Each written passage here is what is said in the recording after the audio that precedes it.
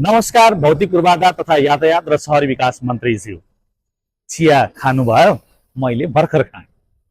मेरो नाम निलम अधिकारी। मन्त्रीज्यू, यो जुन स्ट्रक्चर यहाँ डेभलप गरिएको छ, हुन त यहाँ नियम यति कडा छ कि कुनै पनि भेहिकल यहाँबाट सायदै यहाँबाट छिर्छोस्। तर कुरा के हुन्छ भने, यदि कुनै पनि भेहिकल यहाँभित्र छिर्ने प्रयास गरे भने त्यसले चाहिँ नि अलिकति भए पनि यो स्ट्रक्चरले चाहिँ उनलाई रोक्नेछ। र अर्को कुरा, यहाँभित्र छिर्ने भेहिकलका लागि भनेर कहिलेकाहीँ फायरको बेलामा र कहिलेकाहीँ अति आवश्यकहरू गुड्सहरू अनलोड गर्ने लोड गर्न परेको बेलामा चाहिँ यसलाई खोलेर भेहिकल्सहरूलाई अलाउ गर्नको लागि चाहिँ यो स्ट्रक्चर, यसलाई हामीले टेम्पोररी स्ट्रक्चर भनौँ, यो स्ट्रक्चर यहाँ राखेको। र अर्को कुरा, क्यामेराम्यान देखाइदिनुहोस्, यो अलिकति स्टिप भनौँ न, यसको स्ट्रक्चर चाहिँ नि समतल छैन। त्यसैले गर्दाखेरि यस्ता सागहरूमा बुढाबुढीहरूलाई हिँड्नका लागि अथवा चाइल्डहरूलाई हिँड्नका लागि अथवा कुनै पनि पदयात्रीहरूलाई हिँड्नको लागि चाहिँ अप्ठ्यारो नपरोस् भनेर यसरी वालमा चाहिँ माउन्ट गरेर राख्ने चलन हुन्छ र सहयोग लिँदै यहाँबाट बाहिर भित्र गर्न मिल्ने गरी चाहिँ यो बनाइएको हुन्छ। हाम्रा कतिपय ठाउँहरू छन् जहाँ हामीले प्रयोग गरेका छौँ। त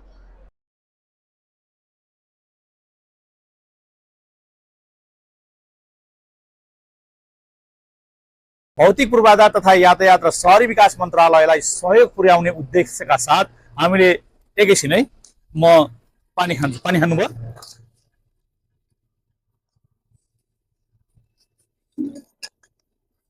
भौतिक पूर्वाधार यातायात तथा शहरी विकास मन्त्रालयलाई सहयोग गर्ने उद्देश्यका साथ हामीले 100 सिरिज निर्माण गरिरहेका छौँ र यी 100 सिरिजहरू यति खोजमूलक हुनेछन् कि न्युजिल्यान्ड र अस्ट्रेलियामा भएका विभिन्न कोड्सहरू मापदण्डहरू पनि हामीले तपाईहरु समक्ष लिएर आउनेछौँ र तपाईँका सिरिजहरूमा हामीले क्रमिक रूपमा यहाँका भौतिक पूर्वाधारहरू कसरी विकास छन्, के विकासका कार्यक्रमहरू अगाडि आउँदैछ भन्ने कुराहरू पनि तपाईँलाई जानकारी गराउनेछौँ। आशा छ तपाईँले हामीलाई सहयोग गर्ने हुनेछ र बडो सकारात्मक रूपमा र रचनात्मक रूपमा लाइक, कमेन्ट र शेयर गरेर यो कुरा मन्त्रालय समक्ष पुर्याइदिनु हुनेछ। आई